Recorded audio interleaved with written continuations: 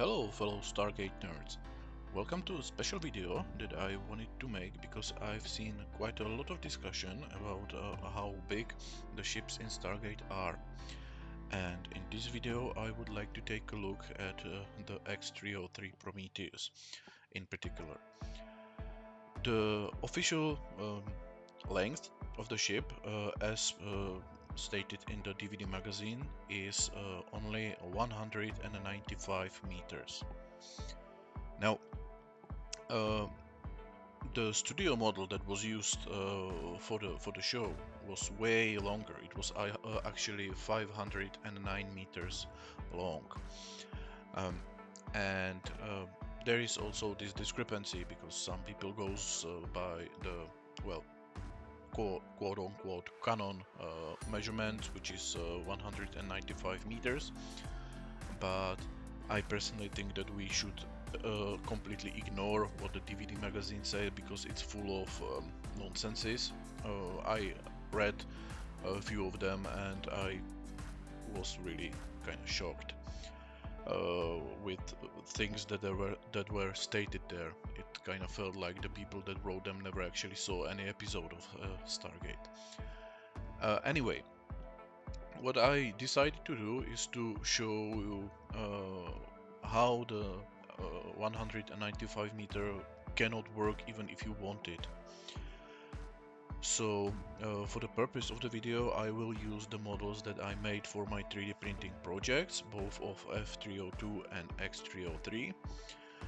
Of course you can say that this is my model, so it may be inaccurate, and it indeed is, because I had to make it compatible with my 3D printing, so it's not the most accurate, but the overall shape, the overall measurements, the overall design is at least I try to be as similar as to the show model as possible.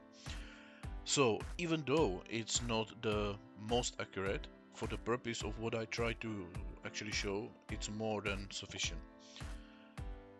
Okay, so here we are in Creo, and as you can see I have two 303s in different scales, and this small body here is 302.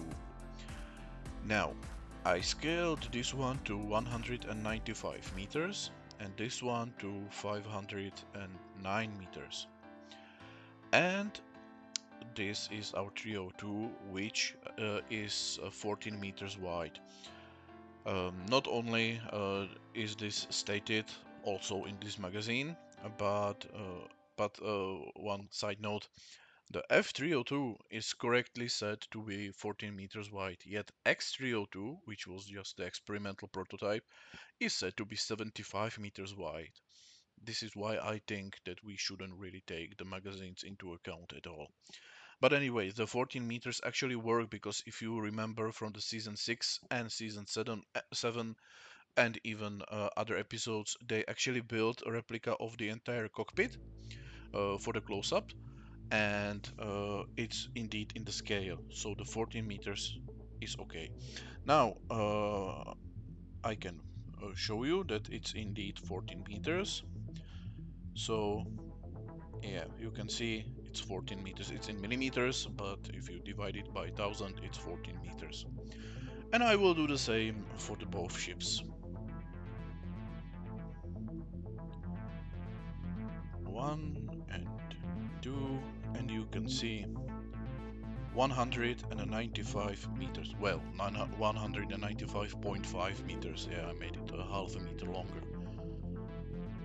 And the same here. 509 meters, and once again and a half, so 509.5 meters long.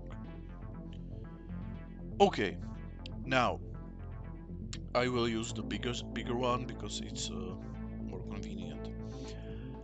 In the last episode that featured Prometheus Ethan, we have seen the most up-to-date version of the Prometheus after the season 9 refit, which, amongst other things, basically retrofitted both those pylons to hangar base. Because before that, those two were just a big hyperspace projectors, hyperspace emitters. You can see whenever the ship went to hyperspace, it actually glowed from both rear and front. And that's because, it was our first ship and it was more primitive. But when we switched to the Asgard hyperdrives, and after the season 9 refit, those two pylons were retroactively refitted to actually be the hangars. Before that, the hangar was actually this. This was the main hangar, and all 8 302s were stored in this general area. And that's basically the only evidence, yeah, I guess evidence that we actually need to show that 195 meter is complete nonsense. Why? Just take a look. What happens if I take the 302 and put it right where it belongs? It looks kinda okay, right? Would you agree? I would certainly say so. And the same if we actually put it to the retrofitted hangars.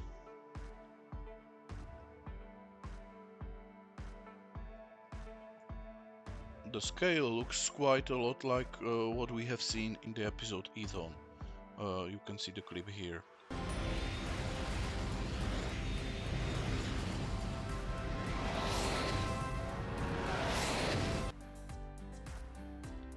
Okay, but now take a look and see what will happen if we try to do the same with the model that is scaled to 195 meters.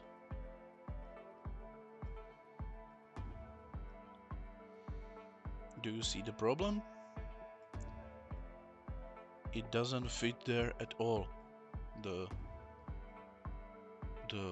hangar itself would be smaller than the actually 302, than the actual 302. That is why I say that those numbers for the ships in the DVD magazines were done by people who had no idea what they were talking about, and I absolutely don't understand why they couldn't stuck with the measurements of the actual model. Yeah, so here, as you can see, it doesn't fit at all. And as you can see, even if the hangar was kinda wider, the ship itself, the fuselage, I guess, is not that much wider. So basically, it would have to be hollowed out to fit all 8 of them. But yeah, and if you can look here, it's not much better. Yeah, now it actually fits, though only barely, and I simply wouldn't really want to actually fly into it because how small it is. Yeah, so that was basically just one of the things that show that the 195 meters is nonsense, but I think it's sufficient. Now, don't get me wrong, 195 meter is much more believable length, because if you take into account the ships that we are building right now, the longest one is the Nimitz or Ford class Ford class carrier, and they are a little bit over 300 meters long. So building as a first ship something that is almost twice as long is yeah.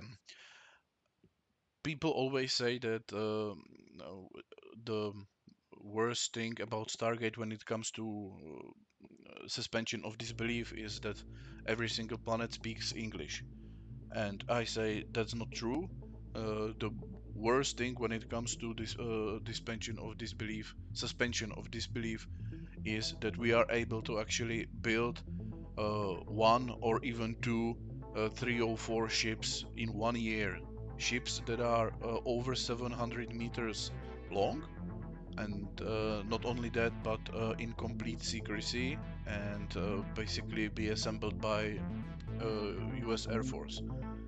That's something that is completely impossible and downright impossible.